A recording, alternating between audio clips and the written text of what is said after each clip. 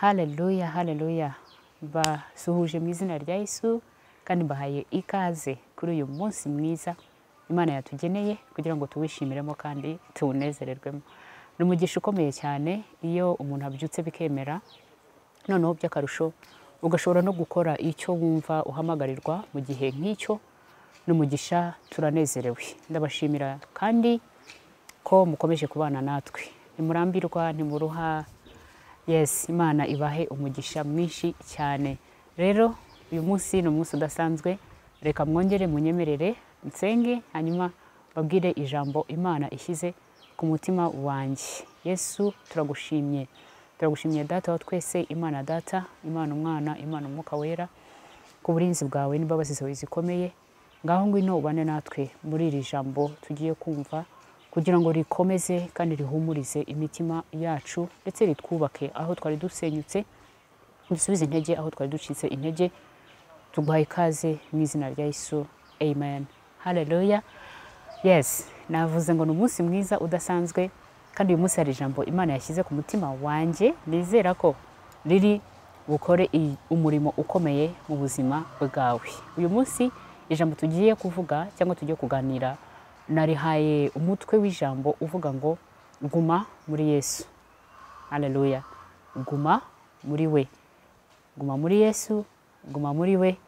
Tugiye gusoma Yohana ubutumwa bwiza igice cya 15. Turahera ku murongo waho wa mbere kugeza ku murongo wa 7. Reka tuhasome Yohana igice cya 15 umurongo wa mbere kugeza ku murongo wa 7. Haravuga ngo, umurongo wa mbere uravuga ngo, ndi umuzabibu w'ukuri kandi Data ni nyirawo uwuhingira. Ishami ryose ryo muri jye ritera imbuto arikuraho, iryera imbuto ryose aryanganyaho amahage yaryo ngo rirusheho kwera imbuto. None mumaze kwezwa n'ijambo nababwiye. Mugume muri jye nanjye ngume muri mwe. Nk'uko ishami ritabasha kwera imbuto ubwaryo ritagumye mu muzabibu, niko namwe mutabasha nimutaguma muri jye. Ni jye muzabibu, namwe muri amashami.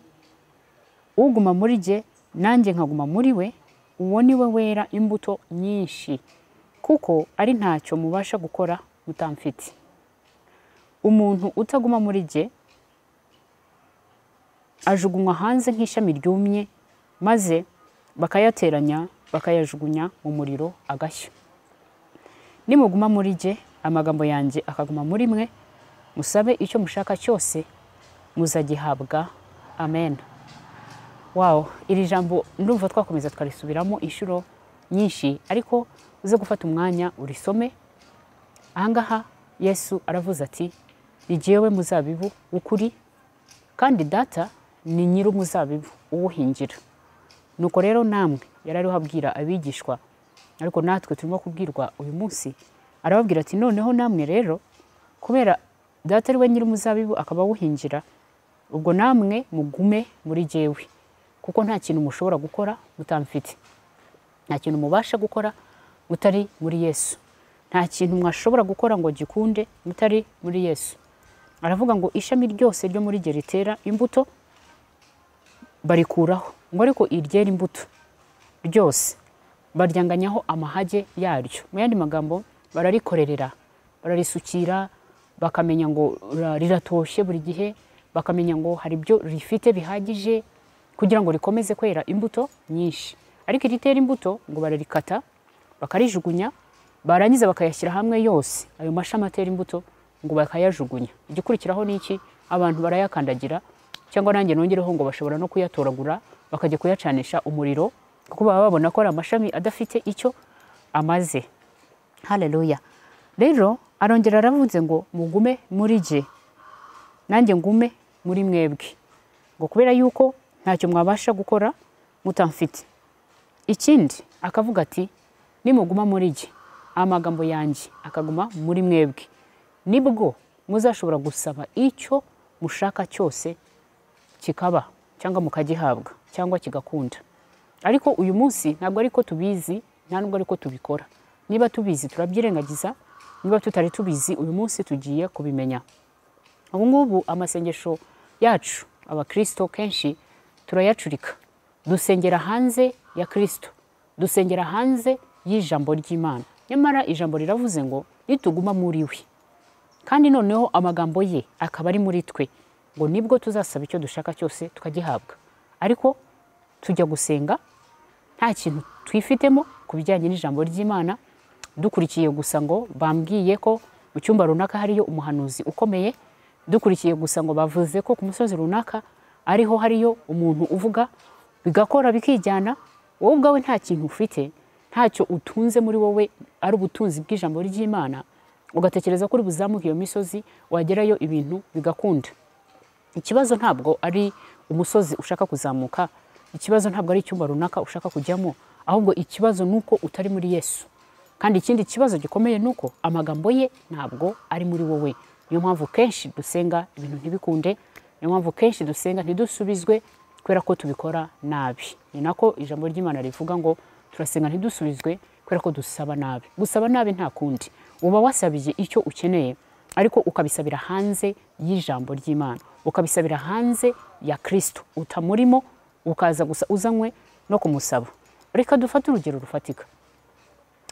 Uri umubyeyi ufite abana, umwana akajya akureka ntakwiteho, ukabona mbese mutari kumwe, mudasanzwe muri in touch, akageza kugushaka gusa igihe hari ikintu ashaka ko umukorera, akageza kukureba gusa, cyangwa agatangira kukuvugisha neza, ibyo twita sweet talking, akakuvugisha neza kuko hari ikintu ashaka. Uyu mwana biragukomerera cyangwa bishobora kukugora guhita umwemerera icyo kintu, bitandukanye na wa mwana muba muri kumwe hafi na hafi, buri munsi mufitanye ubusabane. Reka bari ko mbivuga, uwo mufitanye ubusabane bwa buri munsi, bwa buri kanya, muri details kuri buri kantu, birakorohera. Ahubwo hari n'ibyo usanga wamukoreye atanabigusabye. Kubera iki? Murasabana, muri kumwe hafi na hafi. Ariko wa wundi bakure akazagaruka ari uko hari ikintu aje kugusaba, akabaruka atangira kuguhamagara, akabaruka atangira kuvuga ngo mama, uyu munsi urasa neza, wambaye neza, nuko hari ikintu ashaka. Rero no kuri Yesu nuko, no ku Mana nuko. Aravuze ngo tugume muri we, kuko niwe muzabibu, twebwe turi amashami, kandi ntabwo dushobora kugira icyo dukora ngo kirambe tutari muri we. Nituba turi muri we, tuzasaba bikunde, tuzasenga dusubizwe. Ariko nitujya hanze ye, hari bizatugora, hari bizatinda, hari ibyo tutazabona vuba, nyamara twari kuba turi muri we tugahita tubibona vuba. Ubwo rero turasaba kwisuzuma, tukareba ese aho mpagaze ni hehe, ese ndi muri Kristo, ese ndacyari ishami rifashe ku muzabibu, cyangwa uri ishami ryatemwe kera rigenda, cyangwa riri aho ryumagaye, ako muri wowe ugasigara utekereza ko ufite access kuri Kristo, ufite access ku migisha atanga, nyamara uri ishami ryatemwe. Ukwiriye kwisuzuma ukamenya aho uhagaze, ese uracyafashe ku muzabibu cyangwa waratemwe. Ariko niba waranatemwe, haracyari ibyiringiro, ushobora kugaruka, ushobora guhindukira, ushobora kongera kuzura ubusabane bwawe na Yesu, kugira ngo murusheho nyine kuba muri kumwe. Iyo muri hafi na hafi, iyo mumeze neza mu mubano, nta nubwo bikeneye kwikanika.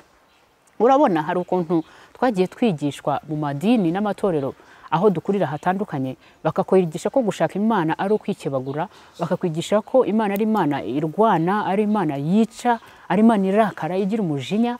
Ariko mu by'ukuri wenda icyo ni igice kimwe cy'imyizerere cyangwa cy'imyigishirize, ariko nanjye nzi neza yuko Imana ari Imana y'urukundo. Haleluya. Nzi neza yuko Imana ari Imana y'inyembabazi. Nzi neza yuko Imana iyo tuyisanze iratwakira. Yes.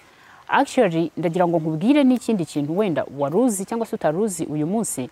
Imana waruzi ko ituye muri wowe. Haleluya. Yes, Imana ituye muri wowe. Imana iri muri wowe. Ntabwo Imana iba ku misozi ahandi turiga tuzamuka tujya. Ntabwo Imana iba mu buvumo ahandi tugenda bamwe bakarinda niyo bahagwa. Ntabwo Imana iba mu cyumba cy'Imusanze cyangwa cy'Kigali cyangwa cya hehe. Oya, Imana iri muri wowe. Ahubwo itandukaniro rihari nuko uriya muntu w'umuhanuzi bavuga uri ahantu runaka uvuga ibintu bikaba, ukora ibitangaza, ashobora kuba hari urwego rwo gusobanukirwa Imana yifitemo muri we wenda rurengeje urwawe. Ariko si ukuvuga ko ari wowe ufite Imana ngari nini iruta iy'abandi bose. Twese Imana idutuyemo, iba muri twe. iba mu mitima yacu, ahubwo itandukaniro ni uburyo tuyumva. Ese wowe uyisobanukiwe ute? Ese wowe usobanukiwe ute urukundo rwayo? Ese wowe ubyizera gute? Rero urugero rwo kwizera kwawe n'urugero rwo gusobanukirwa kwawe, aho niho nyine uzasabanira n'Imana. Ni ukuntu uzaba wumva imeze, ni ukuntu uzaba wumva ingana. Ariko Imana iri muri wowe. Guhera uyu munsi ubimenye, ubyiteho, ubyumve. Nimba wizeye Kristo, warizeye Yesu cyangwa Yezu, bivana nuko umwita n'uburyo byizeramo, ari muri wowe. Ntabwo ukeneye kuzamuka umusozi ngo ujye kumushaka, ntabwo ukeneye kujya mu mazi ngo ujye kumushakirayo, ntabwo ukeneye kujya mu buvumo ngo ujye kumushakirayo. Actually hariya iyo tugiyeyo ni byiza, simbaciye intege zo kujya ku misozi gusenga no kujya ku bahanuzi.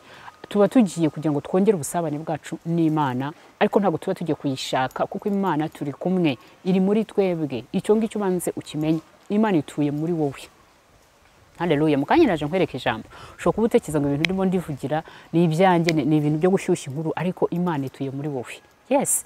So nta mpamvu yo kuvuga ngo hari abantu bibitsemo ubwoba, avuga ati nimba ntasenze amasaha 28 ntabwo Imana iri bunyumve, nimba ntasenze ngo sakuze cyane ngo ndire cyane ntabwo Imana iri bunyumve. Ibyo bintu byose ni imyizerere, ni imyumvire itandukanye twagiye dushyirwamo, wenda bitewe naho twakuriwe turerwa mu buryo bw'Imana. Ariko ndakubwiza ukuri ngo Imana wakongorera, watekereza ko Bibiliya iravuga ngo izi ibyo twibwira tutaranabivuga. Ariko gusenga ni ngombwa, kuko ni ukuvugana n'Imana. Rero ntukakagira ikintu cyose kigucira urubanza, kigucira intege, kivuga ngo wowe ngo oya. Nta muntu ufite igipimo gipima ubusabane bw'umuntu n'Imana, ahubwo icyo gipimo tugipimira mu ijambo ryayo. Ese uri muri Kristo? Niba uri muri we, amagambo ye ari muri wowe, icyo gihe rero ufite uburenganzira bwo gusaba icyo ushaka cyose, uragihabwa. Haleluya. Yesu nashimwe cyane. Mugume muri nje, amagambo yanjye agume muri mwe, icyo gihe muzasaba icyo mushaka cyose muzagihabwa. Rero ndagira ngo ngukomeze kandi nkubwire ngo garuka ku rufatiro. Urufatiro ni Kristo, nta wundi. Hari ahantu hose twirirwa tugenda ngo tujye gushaka Imana, bakubwira ngo irahanaha ukaba wagiyeyo. Garuka kuri Kristo. Mu mutima wawe niho ikibazo kigomba gukemukira, mu mutima wawe niho ibintu byose bigomba kongera gusanirwa. Yes. Nimba wari watanye, nimba wari wagiye ku ruhande gatoya, nimba hari ibyari bigukuye ku murongo, ndagusabye ngo ugaruke, kuko muri we niho hari ubuzima, muri we niho hari umugisha, muri we nibwo dusenga bigakunda, muri we nibwo duhamagara akitaba. Haleluya. Rero ndagira ngo nkubwire ngo Imana iri kumwe nawe. Iryo jambo nari nkusezeranyije ko tujye kubisoma muri Yesaya igice cya 66. Yesu nashimwe cyane. Abantu twibwira ko Imana iri hirya, iri muri runaka, iri hariya, ndagira ngo umunsi wongere wisubizemo icyizere kandi wishakemo Imana, kuko iri muri wowe. Rekera ngo kwirirwa wirukanka inyuma y'abantu bakubeshya, bagucuza ibyawe, ngo ni mu izina ry'Imana, ni mu izina ry'uko baguhanuriye, ni mu izina ry'uko bakubwiye ngo ubonye visa ugiye hanze. Mbega bya bindi bihuye n'ibyo umutima wawe urarikiye, noneho bigatuma ushobora kumara ibyawe byose wirukanka inyuma y'abahanuzi. Ariko ni wowe muhanuzi wa mbere w'ubuzima bwawe, ufatanyije n'ijambo ry'Imana, ko hari iby'Imana yakuvuzeho, hari ibyo ijambo ry'Imana rikuvugaho. Nufata icyo gitabo Bibiliya yawe ntagatifu cyangwa Bibiliya yawe yera ukayisoma, urabona amagambo Imana yavuze ku bwawe. None se kuki ugomba kujya gushaka undi muntu kugira ngo abari we binyuramo ngo bisohore ku buzima bwawe? Kubera iki? Kubera ko kutamenya, cyangwa kubera ko twigishijwe ariko twabwiwe. Ariko uyu munsi ndagira ngo nkubwire ngo Imana yawe nawe ibasha kukumva uko waba uri kose, upfa kuba gusa ufite Yesu muri wowe. Uri ishami riri ku muzabibu, uri ishami riri ku giti. Apana gusengera hanze y'ijambo, apana gusengera hanze ya Kristo gutegereze ko bizasubizwa. Ariko niba uri muri we, nyazagira umuntu wongera kugutera ubwoba ngo akubwire ngo ugomba kujya hariya cyangwa hariya, ugomba gukora ibi cyangwa biriya. Nta na kimwe. Icyo ukeneye gusa ni ugusobanukirwa ko Imana iri muri wowe, hanyuma warangiza ugahagurutsa kwizera kwawe, ugatangira ugasabana n'Imana yawe. Haleluya. Yes. So Yesaya 66 umurongo waho uwa mbere, haravuga ngo ijuru ni intebe yanjye, isi ni intebe y'ibirenge byanjye. Noneho hakavuga ngo muzanyubakira nzuki. Mwebwe abana b'abantu, niyihe nzu mwanyubakira? Ni hehe nakwirwa mu buzima bwanyu? Ni hehe natura ngo numve ndatunganiwe mu buzima bwanyu. Mu yandi magambo, njyewe uko nabitekereza cyangwa uko nabyumva, Imana irasa nk'itubwira iti aho ntuye mu ijuru birampagije, ni heza. Bajya bavuga ngo hari imihanda y'izahabu abantu bajya bavuga rwose ngo azayirambararaho nitugera mu ijuru, ibyo birayihagije. So ku isi ntabwo ikeneye etaje y'umuntu runaka, ku isi ntabwo ikeneye igikomerezwa cy'umuntu runaka ngo abe ari ikibamo abe ari ikituramo, ahubwo icyo ikeneye ni umutima wawe. Umutima wawe, aravuze ngo Uwiteka aravuga ati ijuru ni intebe yanjye, isi nayo ni intebe y'ibirenge byanjye. Muzanyubakira nzuki, kandi aho nzaruhukira hazaba ari hantu ki? Abana b'abantu, muzanyubakira iyihe nzu? Aho nzaruhukira hazaba ari hantu ki? Mu isi cyangwa mu buzima bwanyu. Ngo kuko ibyo byose ukuboko kwanjye ariko kwabiremye bikabaho byose, niko Uwiteka avuga. Ariko uwo nitaho ni umukene ufite umutima umenetse, agahindishwa umushitsi n'ijambo ryanjye. Haleluya. Uwo nitaho ni umukene ufite umutima umenetse, uhindishwa umushitsi n'ijambo ryanjye. Yesu nashimwe cyane. Rero ndagira ngo nkubwire ngo kwa kundi bajya bakubwira ngo Imana ngo iri hariya, Imana iri mu mutima wawe. Ntabwo ikeneye ahandi hantu hariho hose iza gutura. Ntuzayishyira mu nzu yawe ngo uyibwire ngo iki nicyo cyumba ngo uhaye ngo baho ngaho. Oya, Imana ishaka umutima wawe, ishaka buriya mutima umenetse, ishaka uriya mutima uhindishwa umushitsi n'ijambo ryayo. Nk'uko hano muri Yohana batubwiye ngo nituguma muri yo, amagambo yayo akaguma muri twe, tuzasaba icyo dushaka cyose tugihabwe. Muri Yesaya naho akabaza ati niyihe nzu muzanyubakira, ni hehe nzatura mu buzima bw'umwana w'umuntu, nimba atari mu mutima umenaguritse, nimba atari mu mutima ushenjaguwe, ufite inzara n'inyota byo guhora ushakisha ijambo ry'Imana, byo guhora ushakisha uburyo unyubaha, byo guhora ushakisha uburyo wasabana nanjye. Uwo ni wo mutima Imana ishaka kubamo, ubwo nibwo buzima Imana yishimira guturamo. Uyu munsi rero ndagira ngo nkubwire ngo niba uri muri Yesu gumamo kandi ubemo neza ushikamye, ntukabemo ngo ikirenge kimwe kihabe ikindi kigende hariya, ahubwo uhabe wese. Ntabwo azaguhemukira, ntabwo azagusiga, ntabwo azaguhana. Kandi nimba wari umaze kujya ku ruhande, hari izindi nzira wari utangiye kugerageza, izo nzira zose ndagira ngo nkubwire ngo Bibiliya iravuze ngo ibyo byose ngo ni njyewe wabiremye. Bibaho. Abo bantu wirukankiraho ngo nabapfumu, ngo nabahanga, ngo bagira ijambo ry'ubwenge, abo ni Imana yabaremye, kandi ubwo bwenge bafite ni Imana yabubashyizemo. None se kuki wiruka ujya kubareba wowe kuki Imana itavugana nawe? Wowe kuki Imana itakubwira ibyawe ngo ibigusobanurire? Birivuga neza ngo Imana ivugana natwe si rimwe si kabiri, ivugana natwe mu nzozi, mu mayerekwa, n'ijoro dushyizweyo mu mariri yacu. Nawe ishobora kuvugana nawe iby'ubuzima bwawe, ukaruhuka kwirirwa wirukanka, wavuye aha wagiye hariya. Ibyo ni ukuyoba. Ntabwo Imana iba mu mazu yubatswe n'abana b'abantu, ntabwo Imana iba mu byumba bimwe bavuga ngo noneho kirashyushye ngo gifite umuriro, ngo umuriro uraka. Oya, nubwo wajyayo udafite Imana muri wowe, utarasobanukirwa ko ufite Imana muri wowe, reka bari ko mbivuga, wataha nk'uko waje, bagenda bakagushyushya, bakakumenaho amavuta sinzi ngo amabida ngahe, bakagusengera, ariko ukagaruka bikaba bikimeze nk'uko byari bimeze. Impamvu nta yindi, nuko muri wowe utarasobanukirwa ko ya Mana ujya gushakira hariya uyifite, kandi ko uko ikoresha uriya nawe ushoboye kwisobanukirwa ugatera intambwe, nawe yagukoresha. Haleluya. Rero uyu munsi naje kuvuga ngo tugume muri Yesu. Tuzigumira muri Yesu iteka, tuzigumira muri Yesu iteka, tuzigumira muri Yesu iteka. Haleluya. Niba uri muri Yesu neza gumamo, niba uri muri Yesu neza gumamo, ayiwe gumamo. Imvura igwe ugumemo, ibibazo bize ugumemo.